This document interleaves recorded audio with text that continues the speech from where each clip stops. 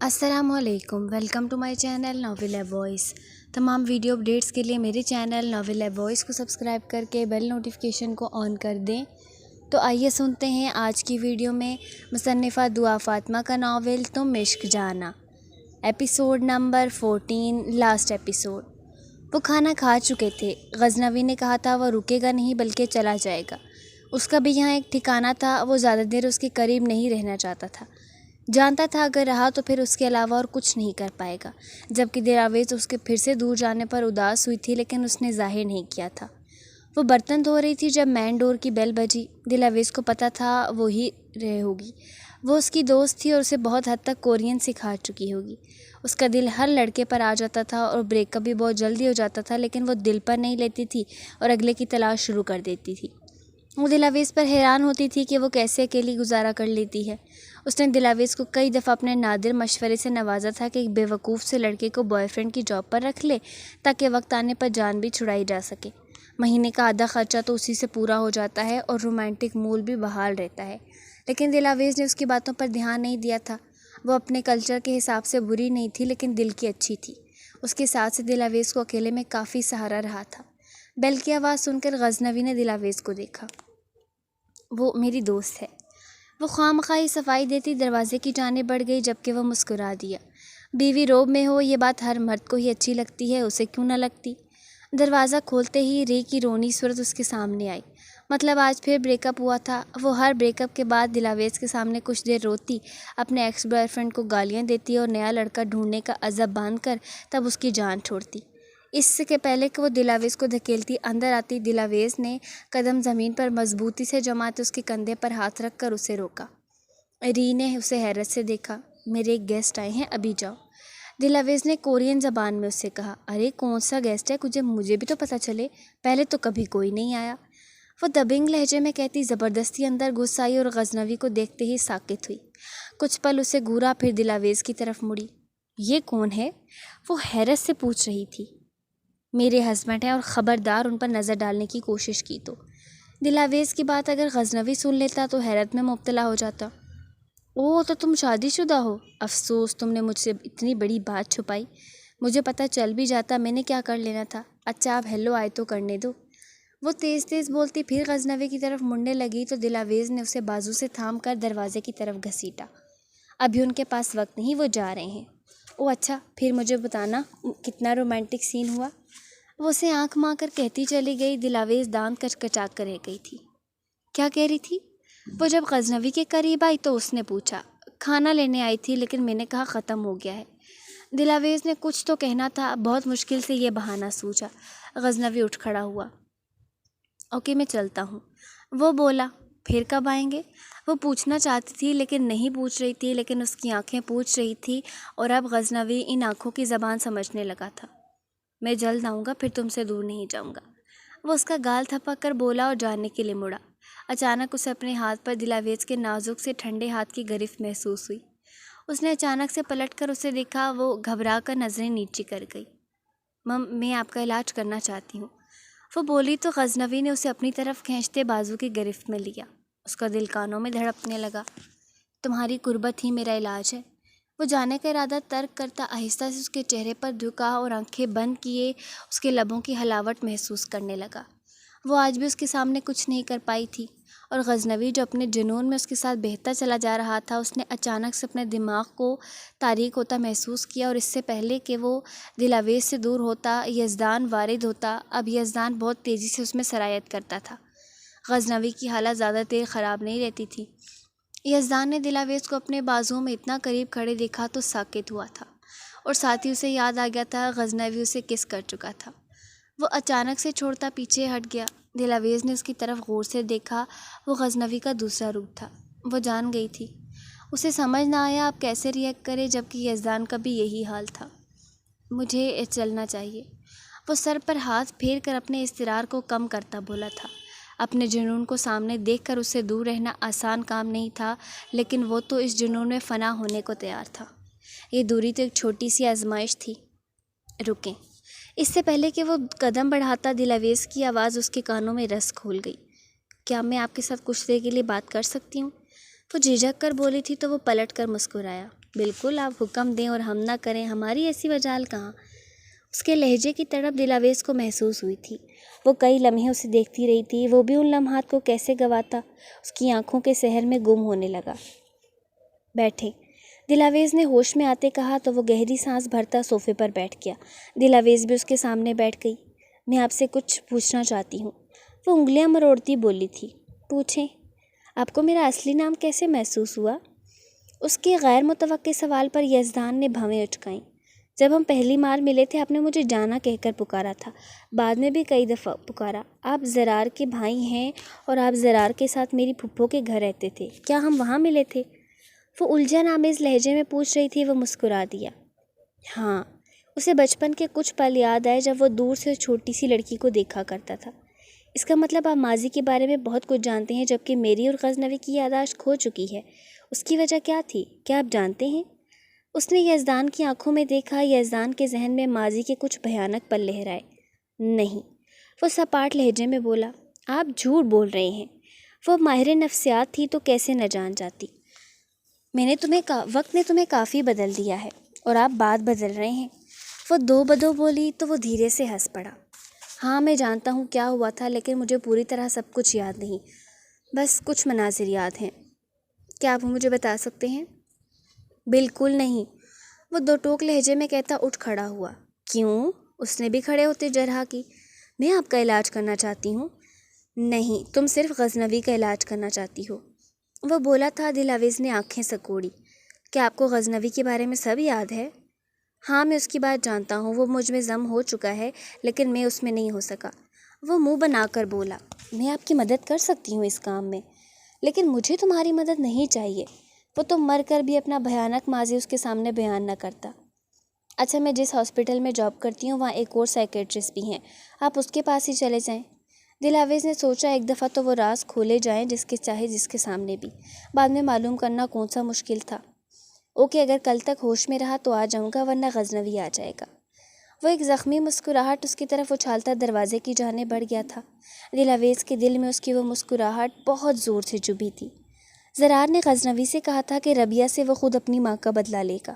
اس نے ربیہ کو حویلی سے اغوا کروا لیا تھا اور اب وہ ایک تہہ خانے میں بے یار و مددگار پڑی تھی۔ زرار چاہتا تھا اس کے جسم کے ٹکڑے ٹکڑے کر دے۔ ربیہ سے وہ جان چکا تھا کہ اس نے کیسے کیسے اس کی ماں کو تکلیفیں دیں۔ وہ اس کی ماں کا ریپ بھی کرواتی رہی تھی۔ زرار کو اس سے شدید نفرت محسوس ہو رہی تھی۔ اس نے بھی ربیہ کو تڑپا تڑپا کر مارنے کا ارادہ کر لیا تھا۔ ربیہ کب سے بھوکی تھی، لیکن اسے کھانے کو کچھ نہیں ملا تھا اور اسے اب بھوک سے مرنا تھا۔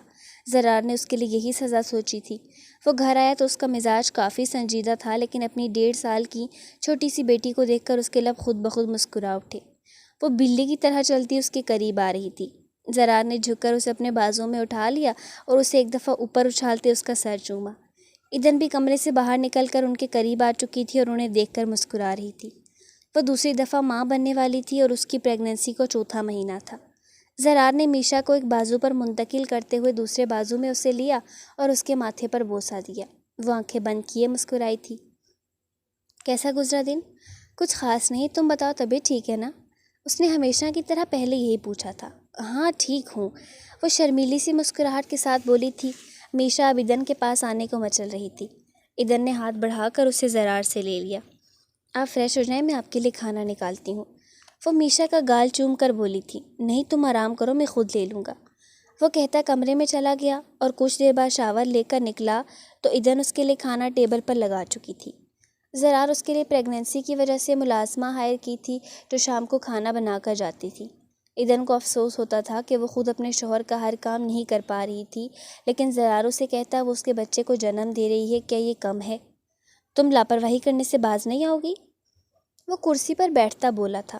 یہ لاپرواہی نہیں، پرواہ ہے، وہ منہ بنا کر بولی اور اس کے ساتھ ہی ایک کرسی پر بیٹھ کر کھانا کھانے لگی۔ میشا لاؤنج کے ایک صوفے پر بیٹھی اپنے کھلونوں سے کھیل رہی تھی اور وہ دونوں اسے یہاں سے دیکھ سکتے تھے۔ میری پرواہ تم نہ کرو۔ کیوں نہ کروں؟ کل کو کسی اور کی زلفوں کے اسیر ہو گئے تو نقصان میرا ہی ہوگا، وہ بدک کر بولی۔ زرار نے اسے گھورا۔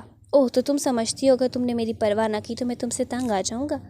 وہ پوچھنے لگا۔ اکثر ایسے ہی ہوتا ہے، وہ کندھے اچکا کر بولی۔ لیکن میں نے محبت کی ہے تم سے اور محبت بے غرض ہوتی ہے، اور جب محبت مرد کرتا ہے نا تو اس کی محبوبہ جیسی بھی ہو وہ گزارا کر سکتا ہے، چاہے اس کی زندگی جہنم میں کیوں نہ بن جائے۔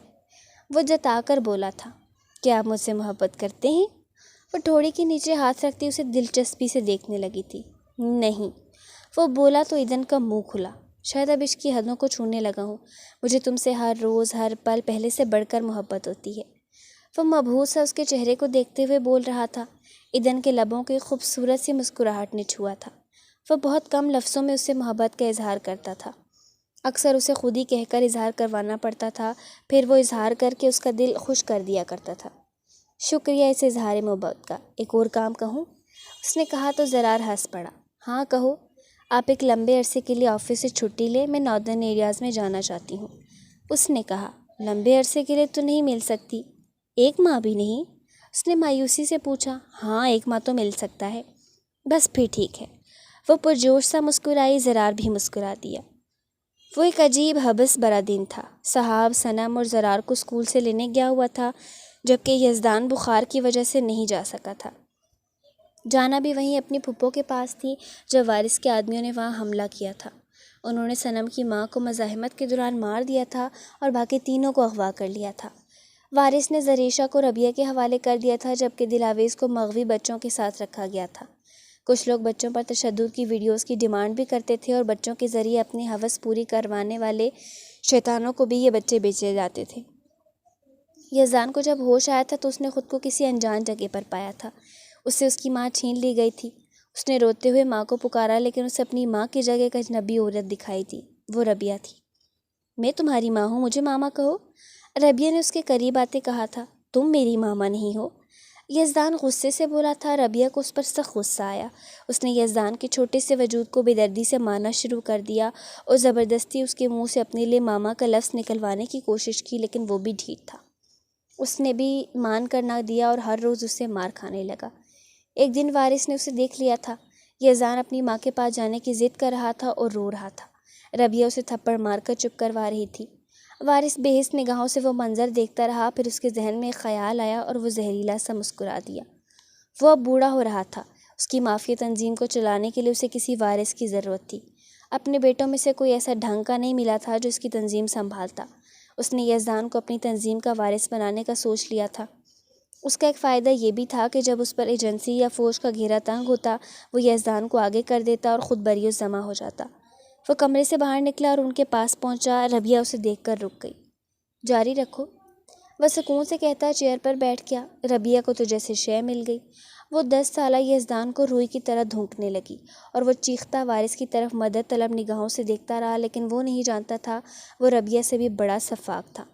کتنی دیر وہ درد سہتا رہا، پھر وارث نے ربیہ کو روک دیا اور یزدان کو اپنے پاس لانے کا کہا۔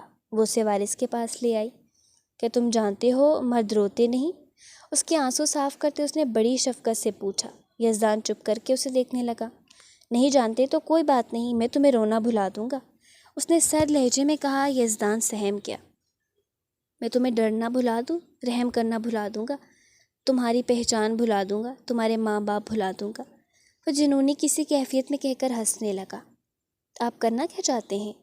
ربیہ نے پوچھا۔ میں اسے استعمال کرنا چاہتا ہوں۔ مجھے میرے بیٹوں نے بہت مایوس کیا، لیکن اس میں مجھے کچھ دکھائی دے رہا ہے۔ مجھے امید ہے یہ میرا گدی نشین بنے گا۔ وہ یزدان پر نظر جمائے بولا تھا اور اسے اپنے ساتھ حویلی سے لے گیا۔ اس کے کچھ دہشت گرد تنظیموں سے بھی روابط بن چکے تھے۔ اس نے اپنی تنظیم کے ہیڈ کوارٹر میں ایک دہشت گرد سے اس کی ٹریننگ کروانی شروع کر دی۔ ٹریننگ کے نام پر اس پر ابھی صرف تشدد ہی کیا جاتا تھا۔ وارث اس پر تب تک تشدد کرنا چاہتا تھا جب تک وہ رونا نہیں بھول جاتا، اور واقعی ایک وقت آیا وہ رونا بھول گیا۔ اس کے آنسو خشک ہو گئے تھے۔ اس کا جسم درد سہنے کا عادی ہو گیا، بلکہ درد محسوس کرنا ہی بند کر گیا۔ اب اسے دوسروں پر تشدد کرنا سکھانا تھا۔ پہلی دفعہ ایک قیدی کو اس کے سامنے لایا گیا اور اسے اذیتیں دی جانے لگیں۔ یزدان جو اپنے جسم کی تکلیفوں کو بھلا کر بے حس بن چکا تھا، وہ منظر دیکھ کر تڑپ اٹھا تھا۔ وارث کو مایوسی ہوئی۔ ابھی تک وہ رحم دل تھا، لیکن اس نے بھی یزدان کو بے رحم بنانے کی ٹھان لی تھی۔ ہر روز اس کے سامنے جانوروں کی طرح انسان ذبح کیے جاتے۔ ان کی چیخیں اس کے دماغ کو جھنجھنا دیتیں۔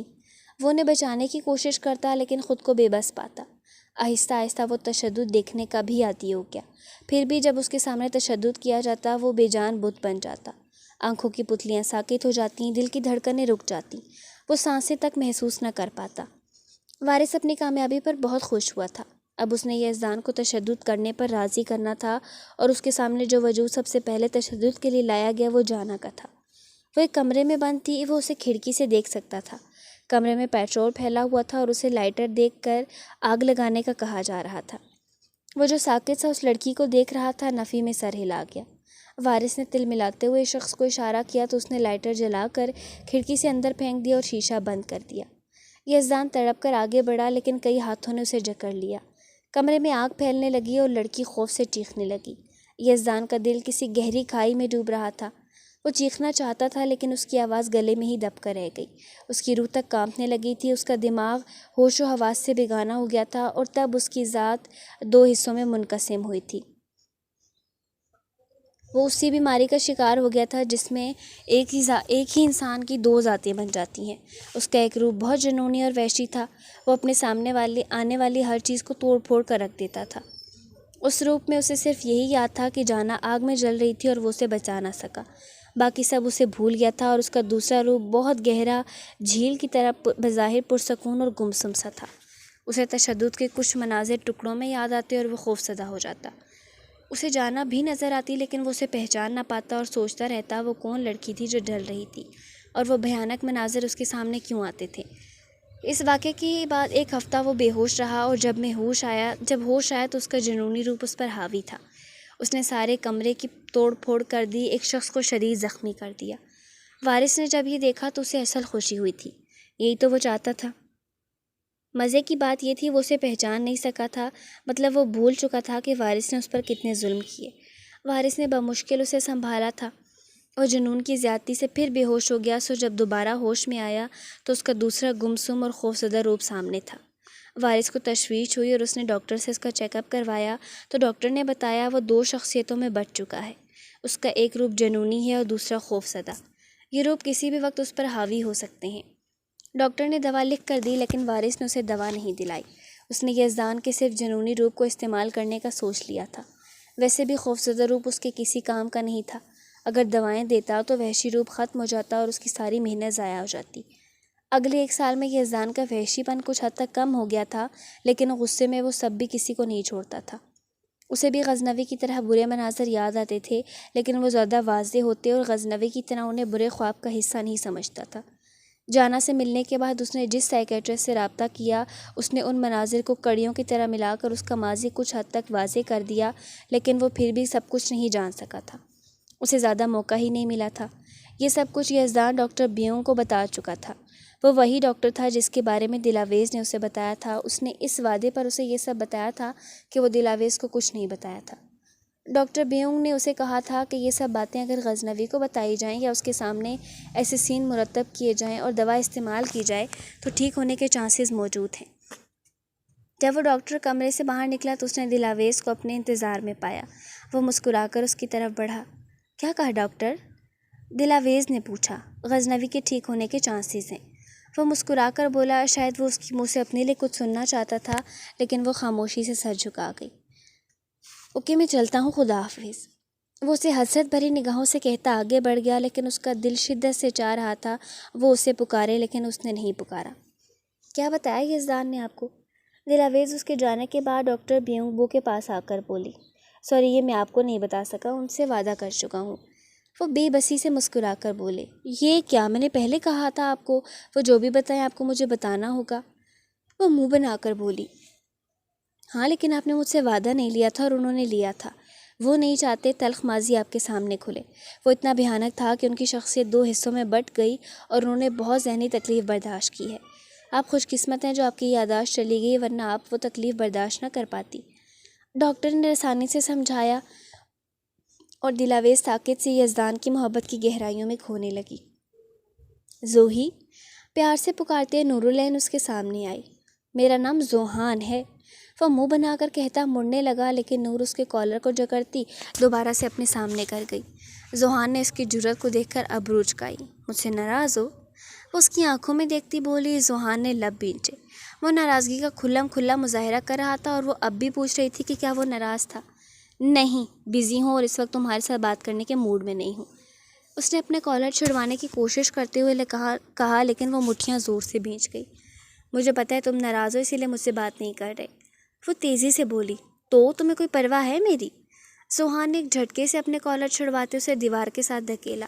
وہ سانس روک کر رہ گئی، مطلب ناراضگی کچھ زیادہ ہی تھی۔ ہاں تو اسی لیے پوچھ رہی ہوں کہ کیا ہوا ہے؟ اس نے معصومیت سے آنکھیں پٹپٹائی۔ تم بہت بری ہو، وہ خفگی سے کہتا اس کے سامنے سے ہٹنے لگا، لیکن نورالعین نے اس کی گردن کے گرد بازو حمائل کر لیے اور محبت سے دیکھا۔ وہ بھی ساکت سا اسے دیکھ رہا تھا۔ بتاؤ نا مجھ سے کیا غلطی ہوئی ہے؟ وہ سنجیدہ لہجے میں پوچھنے لگی۔ میں نے تمہیں منع کیا تھا تم اپنے ماضی کو بھول جاؤ، آئندہ کبھی ماضی کا لفظ بھی تمہاری زبان پر نہ آئے، لیکن تم باز نہیں آئی۔ وہ غصہ دباتے ہوئے بولا تھا۔ نور بہت صابر لڑکی تھی، لیکن کبھی کبھار اسے بہت احساس سے کمتری محسوس ہوتی تھی۔ اسے وہ اذیت ناک پل یاد آتے تھے جو اس نے وارث کی مافیا تنظیم میں گزارے تھے۔ اس کا گینگ ریپ ہوا تھا، یہ بات وہ کبھی بھلا نہیں سکتی تھی۔ اللہ کے ذکر سے اسے کافی سکون ملتا تھا، لیکن کبھی کبھی اس کا صبر جواب دے جاتا اور وہ اس دکھ کو جب تک ذوحان سے شیئر نہ کر لیتی اس کے دل کا غبار نہیں نکلتا تھا۔ جبکہ ذوحان چاہتا تھا وہ پوری طرح اپنے ماضی کو بھلا دے، لیکن در حقیقت ایسا نہیں ہو سکتا تھا۔ تو تم نے سن لیا؟ وہ شکست خوردہ لہجے میں بولی تھی۔ آج اس نے منتہا کے ساتھ دل کا درد بانٹا تھا۔ اب وہ ذوحان کے سامنے کچھ نہیں کہتی تھی تاکہ وہ پریشان نہ ہو۔ ہاں مجھے لگتا ہے تم خود ہی اپنی ماضی سے نکلنا نہیں چاہتی۔ اس کی بات پر وہ تلخی سے مسکرائی۔ میں تو دعا کرتی ہوں خدا مجھ سے یادداشت لے لے۔ وہ اداسی مسکراہٹ کے ساتھ بولتی اس کے دل کو کچل گئی۔ ذوحان نے اس کے گرد بازو پھیلاتے اس کا سر سینے سے لگایا۔ یار نہ ستایا کرو، وہ بولا تو نورالعین مسکرائی۔ اوکے آئندہ ایسا نہیں کروں گی۔ وہ اس کی طرف دیکھ کر مسکرائی۔ ذوحان اس کے مسکراتے لبوں پر جھکا اور اسے بوسہ دیا۔ بہت سے لمحے گزرنے کے بعد جب دروازے پر دستک ہوئی تو انہیں کچھ ہوش آیا۔ نورالعین گھبرا کر تیزی سے دور ہوئی، جبکہ وہ اس پر ہنسا۔ نور نے اسے خجالت سے گھورا اور دروازے کی طرف بڑھی۔ اس نے دروازہ کھولا تو سامنے ایک ملازمہ کھڑی تھی۔ آپ کے بھائی ملنے آئے ہیں آپ سے۔ اس کی اطلاع پر وہ خوشی سے مسکراتی ذوحان کو اپنے ساتھ لیتی باہر نکل گئی۔ غزنوی کی آنکھ کھلی تو اس کی چھٹی حس نے اسے کسی خطرے کا احساس دلایا۔ وہ ایک جست میں بیڈ سے نیچے اترا اور تکیے کے نیچے سے پسٹل اٹھاتا آواز پیدا کیے بغیر ہی پاس موجود پردے کے پیچھے ہو گیا۔ پردہ جس پل ساکت ہوا اسی پل کمرے کا دروازہ ایک زوردار آواز کے ساتھ ٹوٹ کر کمرے میں گرا تھا۔ دروازے کے فریم میں ایک قوی ہیکل افریقی شخص کھڑا تھا جس کا چہرہ خوفناک تھا۔ اس کے ساتھ اسی طرح کا ایک اور ساتھی بھی تھا۔ پردے کے پیچھے سے وہ انہیں کسی حیولے کی مانند دکھ رہا تھا۔ وہ پسٹلز تانے کمرے میں داخل ہوتے ادھر ادھر نگاہیں دوڑانے لگے۔ پھر افریقی نے اپنے ساتھی کو واش روم چیک کرنے کا اشارہ دیا۔ وہ واش روم کی طرف مڑ گیا۔ اسی بات کا فائدہ اٹھاتے غزنوی نے پسٹل سیدھی کی اور ایک ساتھ 2 دفعہ ٹریگر دبا دیا۔ افریقی کسی کٹے ہوئے درخت کی طرح نیچے گرا تھا اور اس کا ساتھی بری طرح چونکتے مڑا، لیکن اس سے پہلے وہ کچھ کرتا غزنوی اسے بھی شوٹ کر چکا تھا۔ جب تک وہ دونوں ایک ساتھ تھے اور پردے کی جانب رخ کیے ہوئے تھے، اگر غزنوی ایک کو مارتا تو دوسرا اسے مار دیتا۔ وہ ایک ساتھ ان پر حملہ نہیں کر سکتا تھا، تبھی اس نے صبر کرتے کچھ لمحے انتظار کیا تھا۔ وہ جانتا تھا وہ لوگ واش روم چیک کریں گے۔ اس کا اندازہ ٹھیک نکلا اور وہ بچ گیا۔ وہ 5 سال سے اس صورتحال سے نپٹ رہا تھا۔ اب وہ اس سب کا عادی ہو چکا تھا اور جب موت اس کے قریب آ پہنچتی تب بھی اس کے اعصاب اس کے کنٹرول میں رہتے تھے۔ وہ مشکل سے مشکل حالات میں بھی درست اندازہ لگانے اور فیصلہ کرنے کی صلاحیت رکھتا تھا۔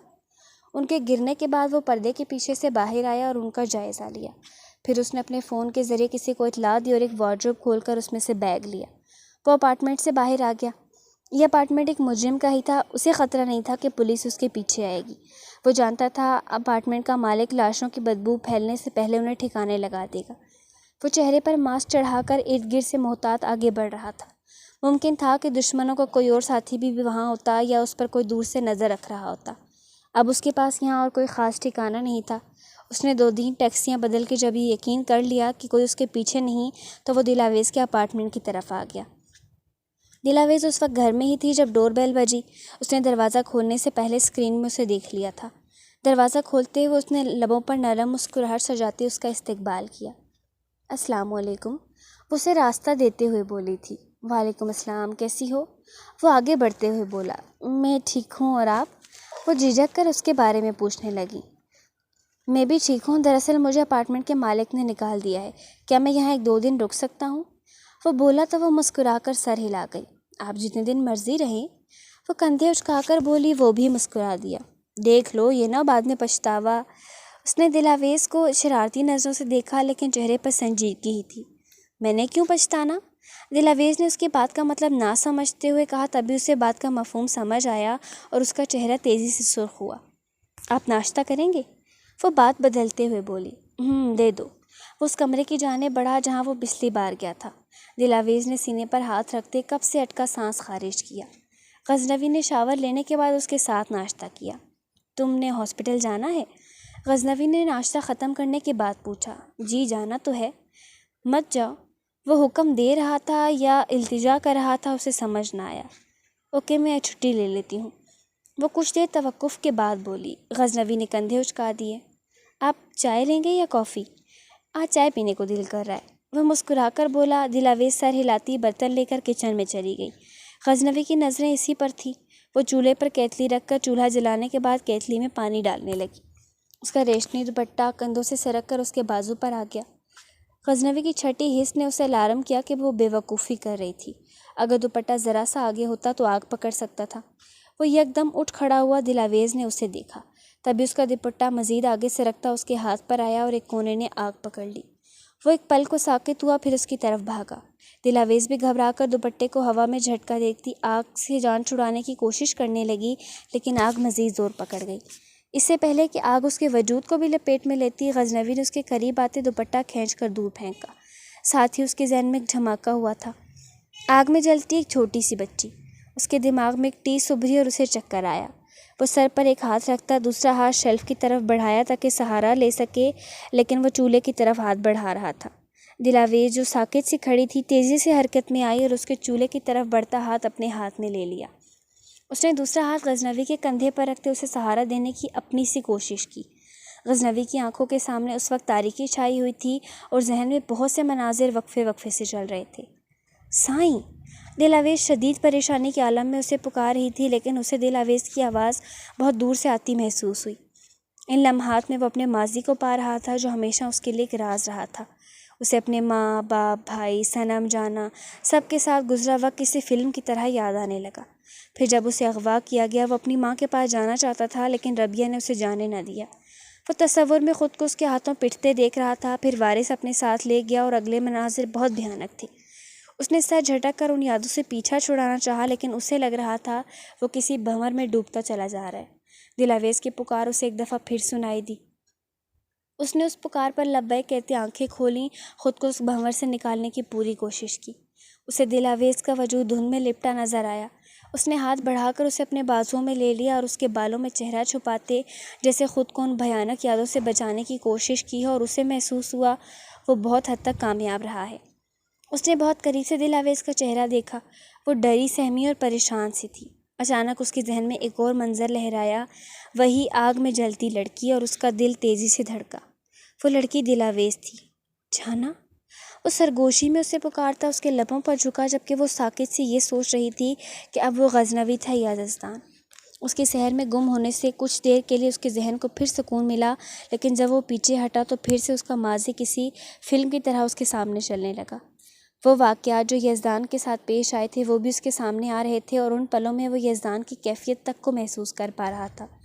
یزدان کے لیے دلاویز کیا تھی تبھی، اور وہ اس کے بارے میں کیا سوچتا تھا، وہ سب جان رہا تھا۔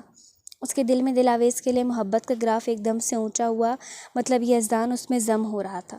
وہ اب یزدان کی طرح سوچ رہا تھا جو غزنوی کو پہلے سے ہی مان چکا تھا، اور اس کو جو حالات پیش آتے تھے وہ سب جانتا تھا۔ اس کی دوسری شخصیت اب ایک بن رہی تھی، اور دلاویز کو اپنے سینے میں بھینچے وہ ساکت سا کھڑا تھا۔ نورو لینڈ ڈیرن سے اتنے دنوں بعد مل کر بہت خوش ہوئی تھی۔ وہ دونوں مہمان خانے میں بیٹھے کافی دیر تک باتیں کرتے رہے تھے۔ ڈیرن بھی مسلمان ہو چکا تھا اور اس کا اسلامی نام زہیب تھا۔ ان کی باتوں کا محور اب زیادہ تر اسلام ہی ہوتا تھا۔ اب بھی کسی اسلامی مسئلے پر بات کرتے ہوئے انہیں کافی وقت گزر گیا تھا جب ڈیرن کی نظر کھڑکی کے پار کسی لڑکی پر پڑی تھی۔ وہ روباہ تھی۔ 5 سال پہلے وہ کسی چھوٹی بچی کی طرح دکھائی دیتی تھی، لیکن اب اس کا سراپا پھول کی طرح کھل چکا تھا اور اس پر جوانی خوب آئی تھی۔ ڈیرن اس پر سے نظریں نہیں ہٹا پایا تھا، اور نورو لینڈ نے اس کی آنکھوں میں عکس دیکھ لیا تھا۔ کہیں یہ وہی لڑکی تو نہیں جس کی وجہ سے آپ شادی نہیں کر رہے؟ اس نے آنکھیں سکوڑ کر ڈیرن کو دیکھا۔ وہ گڑبڑا گیا۔ نہیں تو؟ وہ تیزی سے بولا۔ پھر کس کی وجہ سے؟ وہ مسکرائی، وہ بھی خفیف سا مسکرا دیا۔ ایسی کوئی بات نہیں۔ بس کریں بھائی، آپ کی عمر نکلی جا رہی ہے۔ میں کرتی ہوں اس لڑکی کے ماں باپ سے بات۔ کیا بول رہی ہو؟ وہ بھدکا۔ کیا کمی ہے آپ میں؟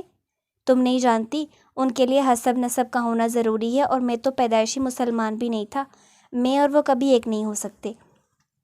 اس کا لہجہ آخر پر حسرت سے بھر گیا۔ آپ خواہ مایوسی کا شکار ہیں، ہو رہے ہیں۔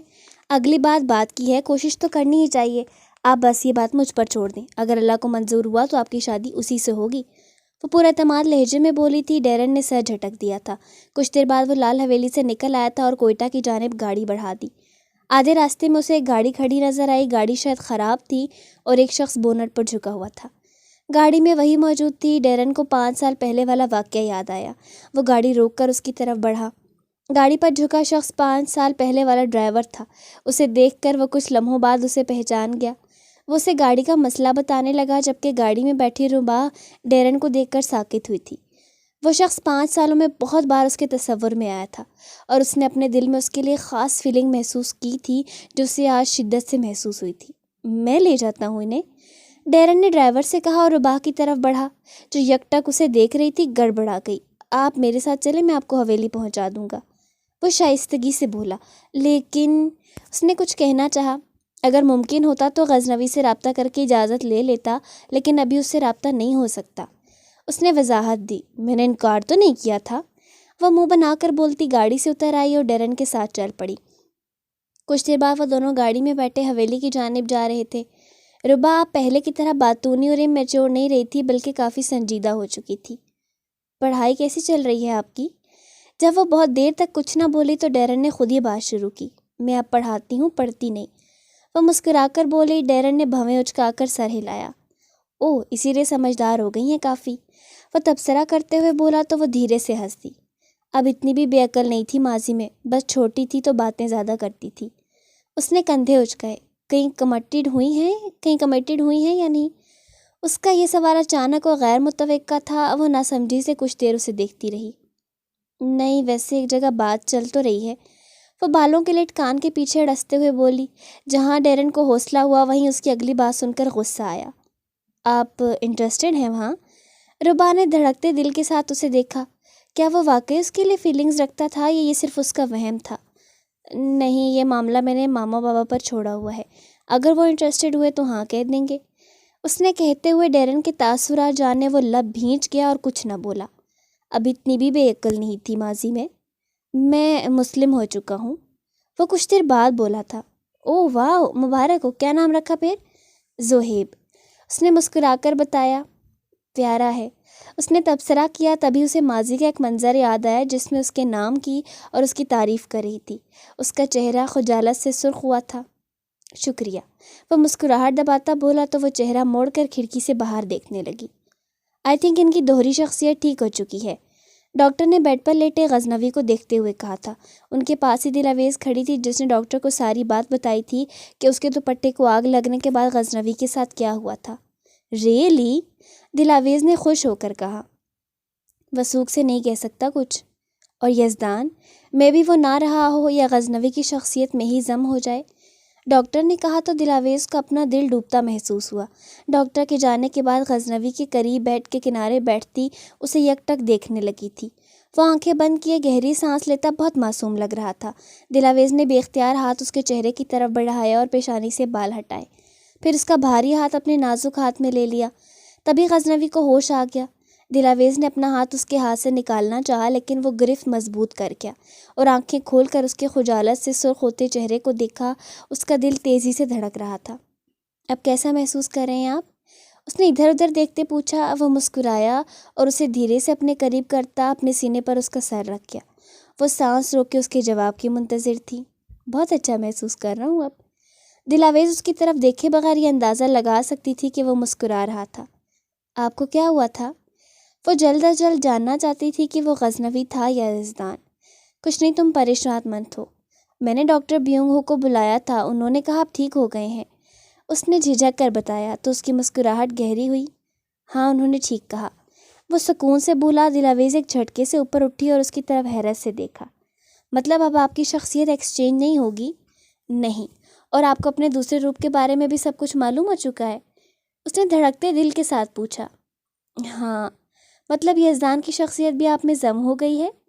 اس نے بے اختیار پوچھا، پھر زبان دانتوں تلے دبائی۔ تمہیں کیا لگتا ہے؟ اس نے دلچسپی سے پوچھا۔ دلاویز نے غور سے اس کی آنکھوں میں دیکھا۔ اب اس کی آنکھوں میں سرد پن کے ساتھ ایک چمک بھی موجود تھی، وہی چمک جو یزدان کی آنکھوں میں ہوتی تھی۔ اس کا دل خوشی سے دھڑکا۔ اب غزنوی پوری طرح اس سے محبت کرتا تھا۔ وہ مسکرا دی، جبکہ غزنوی کو وہ پل یاد آ رہے تھے جب یزدان نے دلاویز سے پوچھا تھا کہ وہ غزنوی کو پسند کرتی ہے یا یزدان کو۔ اس نے کہا تو کچھ نہیں تھا، لیکن اس کے فیس ایکسپریشن سے ظاہر تھا وہ غزنوی کو ہی چاہتی ہے۔ اسے دلاویز پر بہت پیار آیا تھا۔ اس نے دھیرے سے دلاویز کا چہرہ اپنے قریب کیا اور اس کے لب چوم لیے۔ ڈاکٹرنی صاحبہ۔ ذیحان کے منہ سے یہ الفاظ سن کر لبوں پر لپسٹکس لگاتی منتہا نے دانت کچکچائے۔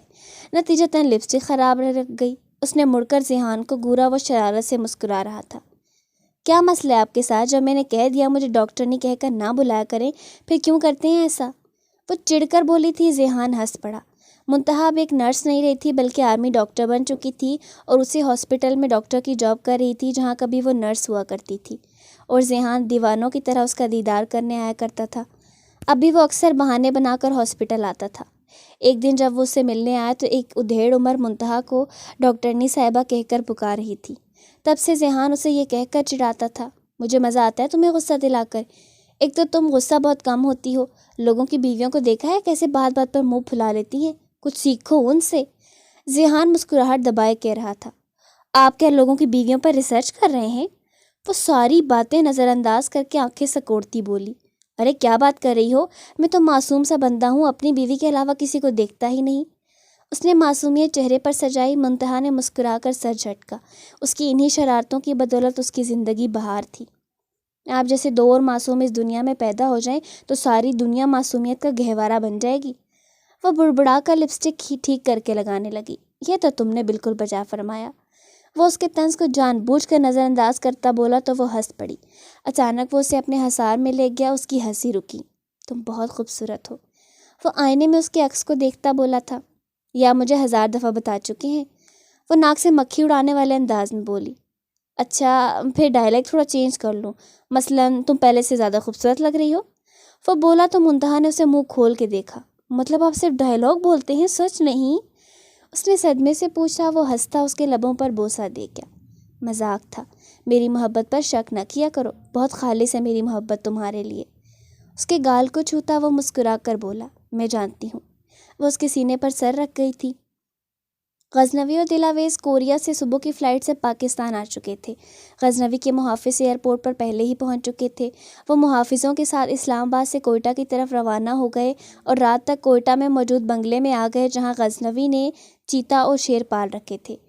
ان کی آمد کی اطلاع زرار کے سوا اور کسی کو نہ تھی، بلکہ زرار نے ہی غزنوی کو اپنے ملک میں پناہ لینے کا مشورہ دیا تھا، کیونکہ وہاں وہ آسانی سے دشمن کے ساتھ مقابلہ کر سکتے تھے اور انہیں امید تھی کچھ عرصہ دشمن غزنوی کی لوکیشن سے بے خبر ہی رہیں گے۔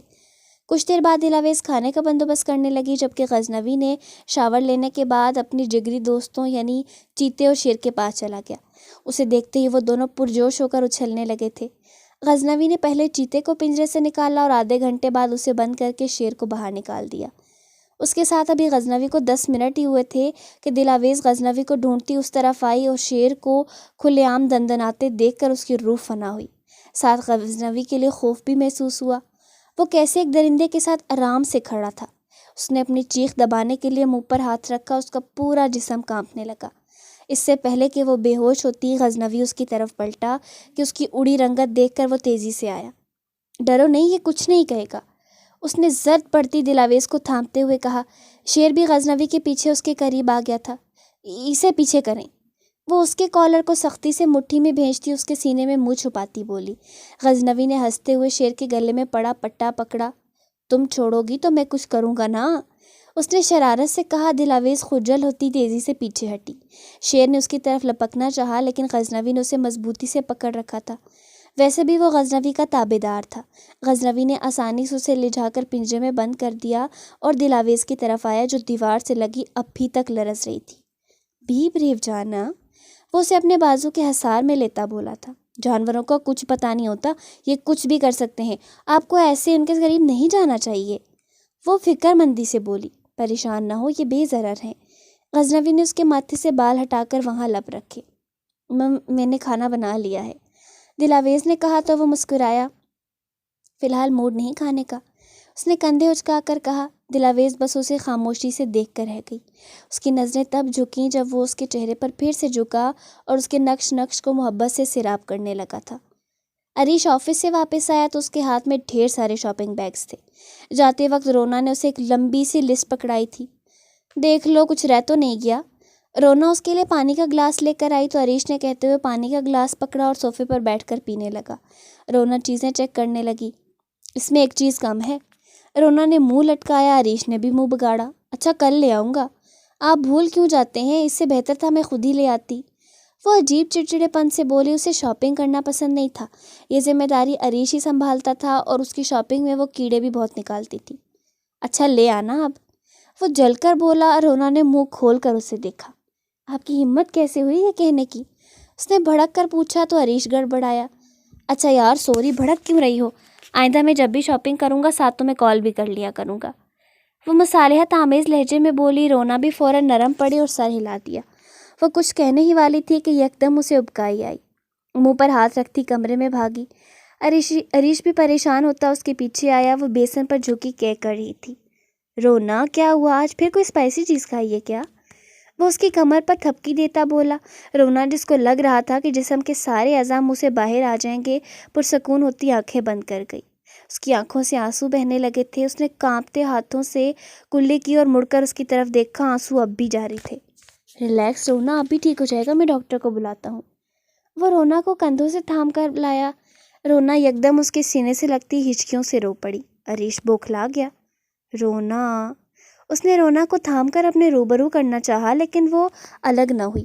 میں بہت بری ہوں، کتنی مایوس ہو گئی تھی میں خدا سے، اور اب مجھے اللہ نے ماں بننے کی خوشخبری دے دی۔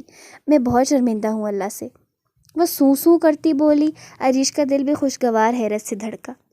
پاگل، خوشی کے موقع پر بھی رو رہی ہو؟ سنبھالو خود کو اور اللہ سے معافی مانگ لو۔ اسے اپنے بازو میں بھینچتا وہ مسکرا کر بولا تھا۔ رونا نے دل کی گہرائیوں سے اللہ سے اپنی نا امیدی کی معافی مانگی اور شکرانے کے 100 نفل کی نیت بھی کر لی۔ اب وہ آنکھوں میں امید کے دیے لیے اپنے بچے کے بارے میں باتیں کر رہے تھے۔ صبر کا انعام ایک انمول خوشی کی صورت ان کی زندگی میں شامل ہو چکا تھا۔ غزنوی کو زرار کی کال آئی تھی۔ اس نے غزنوی کو بتایا تھا کہ کرنل جہانگیر اس سے ملنا چاہتے ہیں۔ وہ دلاویز کو اپنا خیال رکھنے کی ہدایت کرتا گھر سے نکل آیا اور جہانگیر کے آفس میں آ گیا۔ انہوں نے غزنوی کا گرم جوشی سے استقبال کیا۔ اس نے ثابت کر دیا تھا کہ وہ حق کے لیے کیا کچھ کر سکتا ہے، اور جو جرم اس سے سرزد ہوا تھا وہ مجبوری میں یا بے خبری میں ہوا تھا۔ وہ نفسیاتی مریض تھا، سو اس کا قصور نہیں تھا۔ کرنل جہانگیر نے اسے سراہتے ہوئے یہ پیشکش بھی کی تھی کہ اگر وہ چاہے تو as a free lancer agency کے لیے کام کر سکتا ہے۔ وہ بلا شبہ ایک اچھا ایجنٹ تھا۔ کرنل جہانگیر اسے کھونا نہیں چاہتے تھے۔ ملک کو ایسے ہی لوگوں کی تو ضرورت تھی، ورنہ اکثر لوگ اپنی اپنی زندگیوں میں گم تھے اور ملک کے بارے میں کم ہی سوچتے تھے۔ غزنوی نے بھی ان کے آفر ٹھکرائی نہ تھی۔ اسے بھی اس خطرناک زندگی کی عادت ہو گئی تھی۔ وہ اس خطرے کے بغیر بوریت محسوس کرتا تھا۔ اس نے رضاکارانہ طور پر ان کا ساتھ دینے کی حامی بھر لی کیونکہ اس کے پاس پیسوں کی کمی نہیں تھی۔ کرنل جہانگیر کے بعد وہ زرار سے ملنے اس کے گھر بھی گیا تھا۔ اسے زرار کی چھوٹی سی بیٹی بہت کیوٹ لگی تھی۔ اس نے کافی دیر تک میشا کو گود میں اٹھائے رکھا۔ زرار نے اسے ڈنر وہیں کرنے کا کہا لیکن اس نے منع کر دیا۔ وہ دلاویز کے ساتھ ہی ڈنر کرنا چاہتا تھا۔ زرار نے اسے بتایا تھا کہ وہ ایک ماہ کے لیے ناردرن ایریاز کی طرف جا رہا ہے۔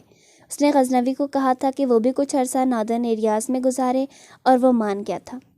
یہ 1.5 ماہ بعد کا ایک دن کا منظر تھا۔ وہ حویلی جو کبھی وارث اور ربیہ کے زیر تسلط رہتی تھی، آج آزادی سے کسی دلہن کی طرح سجی ہوئی تھی۔ آج اس حویلی کی ایک بیٹی بیاہی جا رہی تھی۔ وہ رباہ تھی جس کی شادی ڈیرن سے کی جا رہی تھی۔ حویلی مہمانوں سے بھر چکی تھی۔ تقریب حویلی کے بڑے سے لان میں منعقد کی گئی تھی۔ رباہ ابھی اندر تھی جبکہ ڈیرن سٹیج پر ایک صوفے پر بیٹھا زریاب سے باتیں کر رہا تھا۔ ان کے ساتھ عریش، شہیر اور قریبی دوست بھی تھے۔ نکاح سے پہلے انہیں غزنوی کے آنے کا انتظار تھا۔ انہیں زیادہ انتظار نہ کرنا پڑا۔ ایک گاڑی کچھ دیر بعد حویلی کے گیٹ سے داخل ہوئی اور پورچ میں جا رکی۔ غزنوی نے باہر نکل کر خود دلاویز کے لیے دروازہ کھولا اور اسے باہر نکالا۔ عریش، شہیر اور زریاب ملازموں کے ساتھ ان تک پہنچ گئے۔ غزنوی ان سے مسکرا کے ملا۔ ڈیرن کو اس نے دور سے اشارہ کر دیا کہ وہ دلاویز کو اندر پہنچا کر اس کے پاس آئے گا، پھر دلاویز کے ساتھ اندر کی طرف بڑھا تھا۔ وہ اندرونی حصے میں داخل ہوئے تو سب کی توجہ کا مرکز بنے۔ غزنوی سفید قمیض شلوار اور کندھوں پر سرمئی چادر لیے ہوئے تھا، جبکہ دلاویز خوبصورت سے شرارہ سوٹ میں ملبوس تھی اور خود کو بڑی سی چادر میں لپیٹ رکھا تھا۔ سب سے پہلے رونا دلاویز کے گلے لگی تھی۔ سونی بھی وہیں تھی جو دلاویز کو دیکھ کر مسحور سی تک رہی تھی۔ دلاویز کی اس پر نظر پڑی تو وہ نرمی سے مسکراتی خود اس کی طرف بڑھی اور اسے گلے لگا لیا۔ سونی تو بے ہوش ہوتے ہوتے بچی۔ وہ پہلے کی نسبت کافی کانفیڈنٹ ہو چکی تھی۔ ہائے اللہ، یہ آپ ہیں، مجھے یقین نہیں آ رہا۔ سونی نے اس کے اعتماد پر کمنٹ کیا۔ وہ ہنس پڑی اور غزنوی کے ساتھ رباح کے کمرے کی جانب بڑھی۔ دروازے پر انہیں رویحہ مل گئی تھی۔ رویحہ انہیں دیکھ کر ایک پل کے لیے ساکت ہوئی تھی۔ دل میں بس ایک پل کے لیے چبھن سی ابھری، لیکن اس کی شدت اتنی نہیں تھی جتنی پہلے تھی۔ اس نے بھرپور مسکراہٹ کے ساتھ دلاویز کا استقبال کیا اور گلے لگایا۔ اس نے غزنوی کو دوبارہ نہیں دیکھا، لیکن اسے سلام کیا، جس کا جواب اس نے صرف سر کی جنبش سے ہی دیا اور رباح کی جانب بڑھ گیا۔ وہ چھوٹی سی لڑکی اسے اپنی بہن کی طرح عزیز تھی۔ وہ آج اس کے دوست کی دلہن بننے جا رہی تھی۔ اسے دیکھ کر رباح اٹھ کھڑی ہوئی اور غزنوی نے سینے سے لگا کر اس کا سر تھپکا۔ پھر دلاویز اس سے ملی۔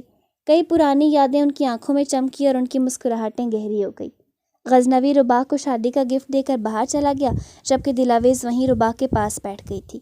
رویحہ اور رونا بھی ان کے پاس آ گئی تھی۔ رویحہ کے 2 بچے تھے اور وہ اپنی زندگی سے بہت خوش دکھائی دیتی تھی۔ دلاویز کے دل سے ملال جاتا رہا کہ اس نے غزنوی کو رویحہ سے شادی کرنے سے روکا تھا اور وہ اپنی محبت حاصل کرنے میں ناکام رہی۔ رویحہ نے باتوں ہی باتوں میں اسے بتا دیا کہ وہ اپنے شوہر کے ساتھ بہت خوش ہے۔ دلاویز نے بھی بات زیادہ نہ بڑھائی۔ کچھ دیر بعد صنم بھی جاسم کو تیار کرنے کے بعد ان کے پاس آ گئی تھی۔ پھر رباح اور ڈیرن کا نکاح ہو گیا تھا اور کھانے کے بعد ان کی رخصتی کی گئی۔ غزنوی اور دلاویز آج رات وہیں رک گئے تھے۔ انہیں وہی کمرہ دیا گیا جو پہلے غزنوی کے استعمال میں ہوتا تھا۔ غزنوی کافی دیر اپنے کزنوں کے ساتھ گزارنے کے بعد جب اوپر آیا تو دلاویز اسے ٹیرس پر نظر آئی تھی۔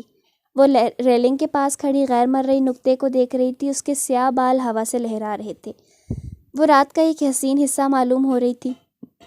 اس کے لبوں پر مسکراہٹ آئی۔ وہ گلاس ڈور دھکیلتا اس کی طرف بڑھا تھا اور بغیر آواز پیدا کیے اس کے پیچھے پہنچ گیا۔ دلاویز کو یکدم اس کی موجودگی کا احساس ہوا۔ اس سے پہلے کہ وہ چونک کر مڑتی، وہ پیچھے سے اسے بازوؤں میں لے گیا تھا۔ دلاویز کا دل تیزی سے دھڑکا۔ اسے 5 سال پہلے والا منظر یاد آیا جب غزنوی نے اسے اپنا بنایا تھا۔ وہ منظر تو غزنوی کے ذہن میں بھی تھا۔ مجھے اس حویلی میں تمہارے ساتھ گزارا ایک ایک لمحہ یاد ہے۔ غزنوی کو وہ لمحات بھی یاد تھے جس میں وہ یزدان تھا، لیکن اب اسے یزدان پر غصہ نہیں آیا تھا، کیونکہ یزدان اب اس کی ہی شخصیت کا حصہ بن چکا تھا۔ اس کی آنکھوں میں دلاویز کے لیے دیوانگی بھی ہوتی تھی اور غزنوی جیسا سرد پن اور بے نیازی بھی تھی۔ وہ جب اپنی ساحرانہ گہری آنکھوں سے اسے ٹکٹکی باندھ کر دیکھتا تو اسے غزنوی لگتا، اور وہ خود کو وہی 5 سال پرانی دلاویز تصور کرتی تھی جو اس کی نظروں سے بھی ڈرتی تھی، اور جب اس کے قریب آتا تو اس میں یزدان جیسا جنون ہوتا تھا۔ دل آہستہ سے اس کی طرف مڑی۔ غزنوی نے اس کے گرد سے حصار توڑا نہیں تھا۔ دلاویز نے اس کی آنکھوں میں دیکھا۔ اس کے لب ہلے لیکن وہ کچھ بول نہ سکی۔ شاید کچھ کہنا چاہتی تھی۔ تم کچھ کہنا چاہتی ہو؟ غزنوی نے کہا تو وہ سر ہلا گئی۔ کیا؟ میں ہمیشہ آپ کے ساتھ رہنا چاہتی ہوں۔ وہ نظریں جھکاتی مدھم لہجے میں بولی تو وہ مسکرایا۔ تم اب ہمیشہ میرے ساتھ رہو گی؟ میں دوسرے جہان میں بھی آپ کے ساتھ رہنا چاہتی ہوں۔ اس نے غزنوی کو دیکھا۔ غزنوی کی مسکراہٹ غائب ہوئی۔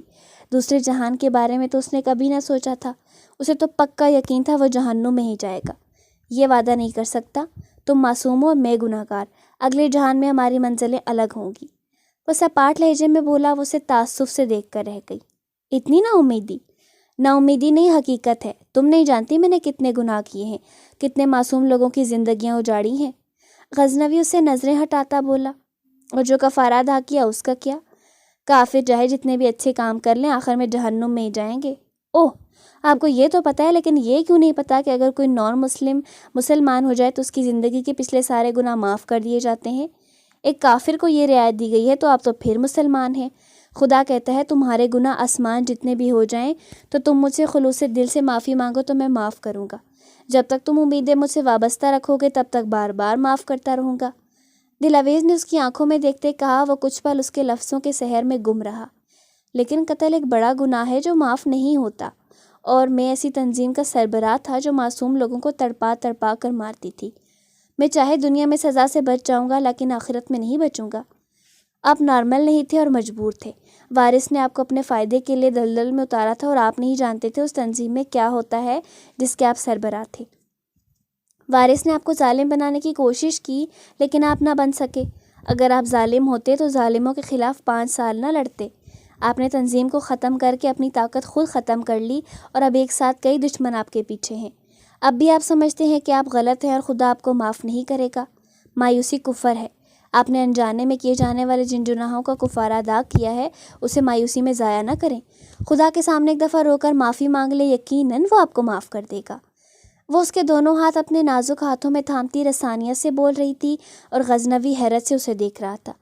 وہ اتنی بھی بے خبر نہیں تھی جتنا وہ سمجھ رہا تھا، اور اس کے سمجھانے کا انداز اتنا سحر انگیز تھا کہ اس کا دل یہ سوچ کر کہ اب کو پکا جہنم میں جانا ہے لاپرواہ ہو چکا تھا، کسی نئے جذبے سے دھڑکنے لگا تھا۔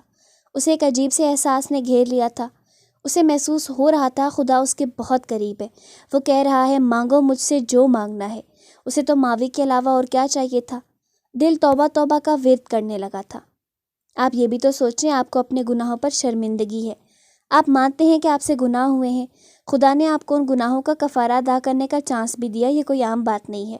بہت خاص ہوتے ہیں وہ لوگ جو دنیا میں ہی اپنے گناہوں کا کفارہ ادا کرتے ہیں۔ خدا تو بہت مہربان ہے آپ پر۔ آپ ابھی بھی اس سے نا امید ہیں تو آپ غلطی کر رہے ہیں۔ دلاویز نے جتا کر کہا تو اس نے دلاویز کے ہر لفظ کی تصدیق کی۔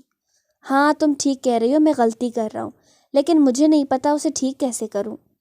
وہ سر جھکائے بولا۔ دلاویز مسکرا دی۔ میں آپ کو سکھاؤں؟ دلاویز نے بھویں اچکائی۔ وہ سر ہلا گیا۔ دلاویز اس کا ہاتھ پکڑے کمرے میں لائی اور واش روم میں جا کر اسے وضو کرنا سکھایا، پھر اسے نماز توبہ ادا کرنا سکھائی جو رکعتوں پر مشتمل تھی۔ ان دونوں نے اکٹھے ہی نماز توبہ ادا کی، پھر ہاتھ اٹھا کر رب سے اپنے اپنے گناہوں کی معافی مانگی۔ ان دونوں کی آنکھیں آنسوؤں سے تر تھیں اور وہ ایک ساتھ قرب الہی کی منازل طے کر رہے تھے۔ اس داستان محبت کی تکمیل ہو چکی تھی۔